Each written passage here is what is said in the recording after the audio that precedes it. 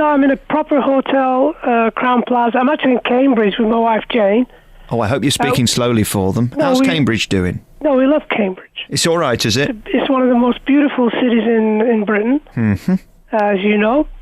It's got a glorious little canal, hasn't it, through it? I remember that. But people are lovely. But we actually come here and stay here for about 10 days, and I go out and do a show here and there. Jane comes with me. But we love staying in Cambridge for some reason. How does your wife feel when she looks on the stage and there you are doing what you do best, which is being a rock star and being good at what you do? Not a rock star, I'm just a good musician, a good singer, and a good all-round guy, like you said.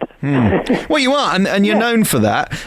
Because I'm Accrington. What else am I going to do? You can't get your head too far at your backside in music, can you? Or you become a bit boring. And I think some of the old rockers tend to bring out these albums that unfortunately nobody wants to listen to. You've got to be careful about that, haven't you, John? Well, I write music for the sake of enjoying myself.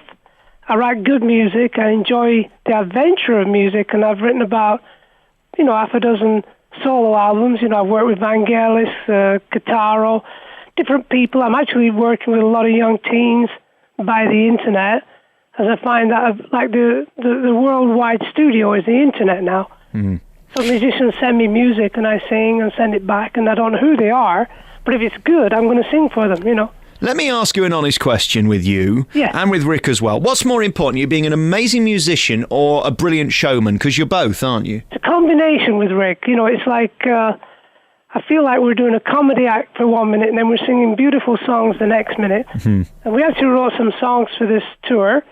As you say, about doing a new album, you don't just do a new album for the sake of it. You do it because you've got some interesting music. And we did an album, it's just been released this week, actually. It's called The Living Tree. And we do about 6 of the songs on stage, like a recital. Yeah. Plus some classic Yes songs that we worked together on, and some classic Yes songs that I wrote. And I play them with Rick as really, as they were first written. So they're actually very interesting. And the audience actually love them, and they sing along, because a lot of the audience have followed the Yes and our careers over the last 30, 40 years. So you get a lot of nice people who just enjoy coming along for a great show. I was thinking of bringing along the current Mrs. Belfield, and what a lucky woman she is, by the way. Is it going to be a load of middle-aged men who are kind of got long beards, long hair, and ride a motorbike? What type of punters come to your shows? It's about half and half. You get a lot of young people, in their early 20s, even teens come, because their dad and, mum brainwashed them with Yes music when they were kids. Yes. So they want to come and see who did that. Who's responsible? Who's to blame? My brain. And they come along and you can see them in the audience really loving the fact that we enjoy doing what we do. And, we don't go out there and do TV and all that kind of stuff to promote it. We just know the people that come want to come. The people that are interested, they'll come and enjoy a great evening. And there's a lot of fun and a lot of jokes. Rick, he never stops. Yeah, he knows how to work a crowd, and that's so important, isn't it? Because it can just be a bit too much if you're there for 2 hours of music solid. You need a character to buy into as well. Well, we actually come over a little bit like, I don't know, Tom and Jerry, if you want to. It's like, I can't stop laughing every time he says anything. He just says the most silly things, and it takes me a while to get back to singing. So we just have a good rapport. Let me talk to you about your style, because it's so iconic and it was so new and fresh. Did you know you were creating something new when you put the band together and when you started singing? Is that God-given, or can you actually be more business-minded about it and set it all up? No. You do what you can. You create music in the hope that people are going to enjoy the stage show. I think we were more of a stage show band when we first started. And that was our survival rather than trying to be pop stars, because I felt I was a bit old then. I was about 25, and I thought I was too old to be a pop star. So let's get together with musicians that are going to create some interesting music. Yeah. And that's basically how Yes survived over the years, because the music worked, and it's pretty timeless songs and ideas.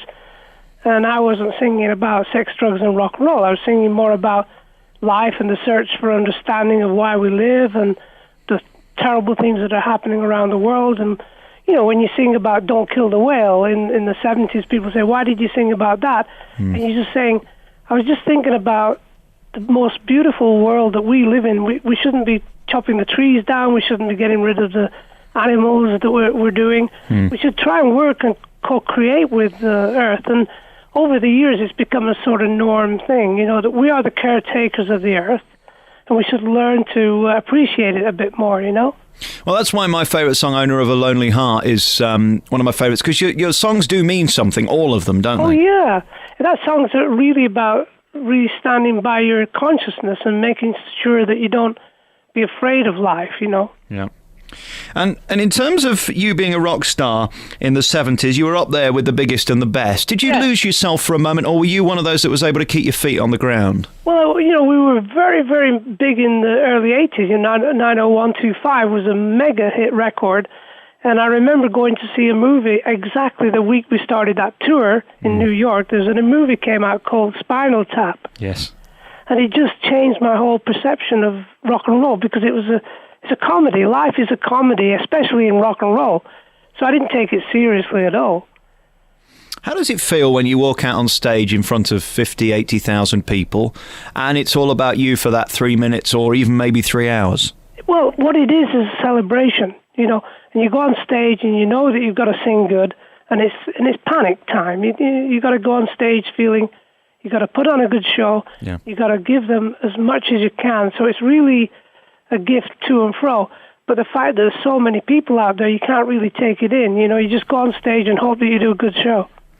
Do you ever worry when you stood in the wings that you might not sound like you tonight, because there's no faking it, is there? That you can't have somebody fill in. You get flu. You get colds on tour. Over the years, I've got better at handling it. But in the 70s, I used to get flus and colds all the bloody time. I used to live on what is called Tylenol cold. I used to take one every day because my nose was stuffed up and all that kind of stuff. Because you're only there to put on a good show. That's why you're there. And the 1 or 2 nights you just wish you hadn't had to go on stage, but you do it. It's like the show must go on, mate. Is it nice to be back on stage with your old mate and doing these songs again? It's brilliant. It really is like fresh air for me. I got pretty sick a couple of years ago, and my wife saved my life twice. In 2008. So I didn't work on tour or do any shows for a year, and I did a few shows last year, not too many. This year I started doing more shows, and then Rick called me up and said, let's do the tour. And I said, I'd love to. And it's sort of it's a challenge like everything else. You just got to get up there and sing your best, and do the best show you can ever do. Can't go wrong, really, because you both love it and the audience love you. And regardless of the material, obviously, we're going to hear your biggest hits. But just fabulous. And what a thrill to see you back on stage together. What a real honour getting you on the programme. And thank you so much for talking to me, John Anderson. Thanks, Alex.